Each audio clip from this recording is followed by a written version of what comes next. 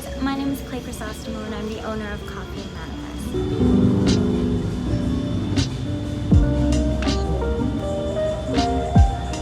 So if you're interested in learning a little bit more about me and my business, I put a link down in the description where you can find my about page for my blog and another YouTube video where I talk a little bit more about my business, who I am, why I started it, and how it happened. As a young mom, navigating the challenges of mental health and starting her own business, I wanted to share and kind of document my journey, but share all the lessons that I've learned along the way. So whether you're navigating the challenges of mental health, starting your own business, or you just want to improve yourself, click the subscribe button and let's get into it. So today we're going to be talking about the lessons that I learned from starting my first business. So if you're interested in starting your own business, you can kind of take away some of the lessons that I've learned and then maybe not make the same mistakes along the way. Lesson number 1, don't overplan or overprepare.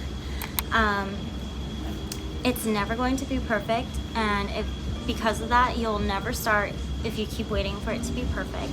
And I know it sounds easy and it sounds like obvious, and you might have heard this before, but when it comes down to actually opening and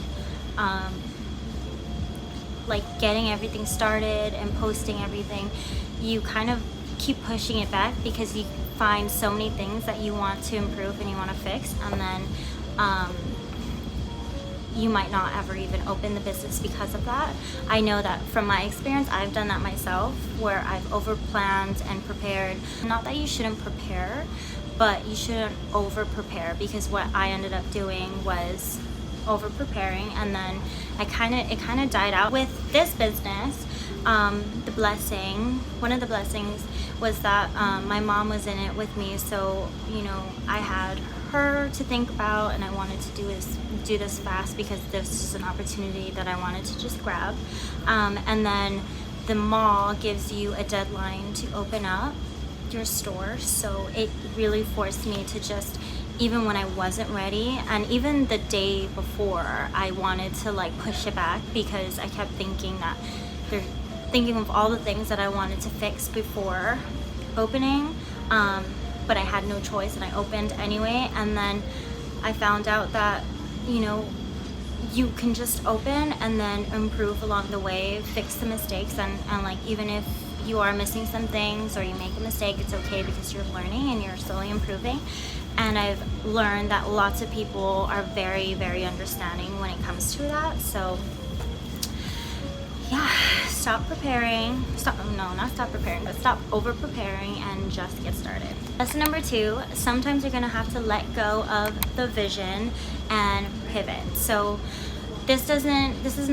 when I say vision, I'm not talking about your entire vision of the company in the future and your vision statement and things like that. What I mean is you're going to have expectations of what you want, and a lot of times it doesn't go the way that you want it to. And you kind of have to just turn and pivot and then find a new direction and still find ways to make it work in a way that you enjoy, but also makes sense for the business. For example, when I first started, I had this whole vision when I came into this space of everything that I wanted to do. I wanted French windows, I wanted to build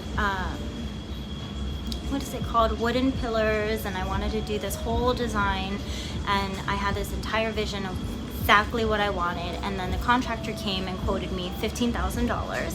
While I probably could have spent that money, it wouldn't have made sense because of the fact that I didn't need all of those things in order to make the business survive. I was able to make the store look nice in a way that was less expensive. I was able to do a lot of things myself, still make it cute, and without eating up all of the profit. But it was really hard for me because I was so attached to this vision and this idea of everything that I wanted to do exactly, I wanted it to go exactly the way that I wanted it to, and letting go of that was a little heartbreaking because I fell in love with this whole idea of what I wanted in the first place. But I found that you just have to let go of it, pivot, and and then just still find ways to just make it work. So lesson number 2, things don't usually go the way that you want it to, and you need to learn how to pivot and make it work.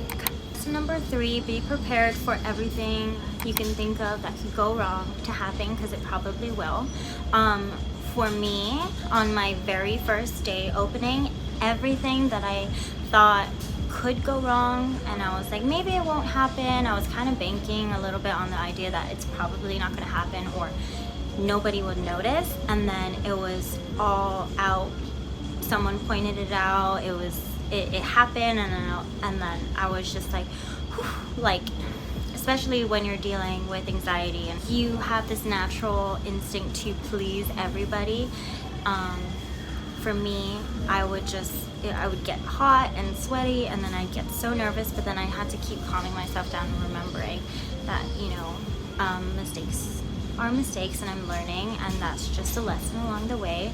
But yeah, so to kind of avoid that and avoid putting yourself in that situation, just try your best to be prepared for everything wrong to happen. So that leads me to my next lesson, which is being able to forgive yourself for mistakes. This is a big one because you are going to make a ton of mistakes, and you need to remind yourself that mistakes happen, and without that mistake you wouldn't have learned. And also remind yourself that everybody makes mistakes along the way, even huge CEOs and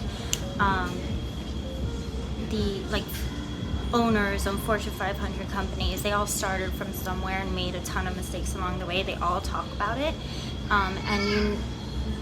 they all talk about that. What makes the difference between someone who succeeds and someone who doesn't is the ability to continue going even after failures and mistakes. So lesson number 5, you're not always going to be motivated. You're not always going to feel like your best and confident in what you're doing or what you can do. So you need to have systems in place so that way it's easy to do when you're not feeling motivated, because you're more likely to do things that are easy rather than doing things that take a lot of work. Lesson number 6 is be coachable. And the reason I'm saying this is because you're brand new to this business. You don't know everything, and so when somebody tries to tell you what to do, it's really, really important that you don't have this high ego and this yeah kind of attitude, because these are people trying to help you, and their advice is important to listen to, because it's important to know from their experience so that you can grow and avoid the mistakes that they have made along their journey. And I've actually experienced this too with my mom, where my parents do teach me and help guide me along the way, because they are business people as well. My mom owns her own restaurant, Fizz & Co. in a Ghana shopping center right downstairs, and my dad owns a Harley Davidson dealership, and both have been in business for quite some time, and they do coach me in a lot of different things, and I do listen, but I do have that stubborn kind of mindset sometimes, where I'm like, yes, I know, or no, that won't happen to me, and then it happens to me, and my mom is like, maybe you should have listened to me in the first place. But sometimes you just gotta learn the hard way, and then you realize that everybody who was there to tell you what to do was right in the first place, and you should just listen to them from the get-go. Lesson number 7 is to be yourself. One of the biggest things that I've learned along the way is that people can really, really tell when you are not being genuine. And I know I can tell when someone's not being genuine, and usually it just sets the wrong tone. I don't know. But I feel like when I am myself, people are more willing to come in and talk to me and get to know me a little bit better, and they feel a lot more comfortable, which makes them more likely to trust you and trust in your company, and all of that is extremely important for your business. So be yourself, be genuine. Lesson number 8 be helpful. When you help others, people want to help you too. So it's so important to make sure that like you're not just seeing people as a means to make money, as a way to profit. You're also, it's so important to have a company, and I realized it from doing this, that it's important to have a company that also helps its people, the community, and people really can see that when you're really genuine and you really genuinely care about them and you want to help. They see it, and then it's like a ripple effect, because they also, not a ripple effect, it's like it bounces back, and then they want to help you too. They want to help you grow, they want to support your business, they want to share your business, and then it's just really important to be helpful. Lesson number 9, don't underestimate accounting and finance. Track everything that you need to track and be smart with your money. There are so many companies where they were $1 million companies and then they went bankrupt within a year or a matter of a few years because of the fact that they didn't know how to spend their money wisely. And the same goes for like finance in general, not even just for business. If you don't know how to spend your money wisely and you're always constantly giving and never growing it, then you're gonna lose it. And it's kind of common sense, but it's not easy to follow because it's, you know, the world is tempting you with shopping and all this stuff. So you need to learn how to backtrack, budget, and give yourself discipline, and keep track of all your finances as a business and just a person, period. And lesson number 10, my last lesson, is to have fun, because you started a business, you found a passion that you turned into a business, and you're getting to build a life where a life that you enjoy and a career you enjoy being at. So it's not I have to do, but it's I get to do, and I get to be here and focusing on the positive and remembering the fact that this is something you love and something you're passionate about reminds you that it's not just a job, and it's not just a whole bunch of tasks that you have to do, and it makes it a lot more enjoyable to be at. And when you enjoy what you're doing a lot more, then you're more likely to make it succeed. Okay, that's the end. Mic drop. That's Haley, can you say hi? Hi. Haley is here watching me film, so this is my very first time with an audience, and I'm super nervous, and that's why I'm laughing. Maybe I should include the bloopers in the end, right? Like a little bit. Okay. Anyway, so that's the end of this video. I hope you really learned a lot, and if you are starting a business or you have started a business and you can relate to this, then give this video a like and leave a comment down. I love to hear your stories, and I love to learn a little bit more about you. And yeah, so if you haven't subscribed, click the subscribe button down below, and I hope I see you on my next video.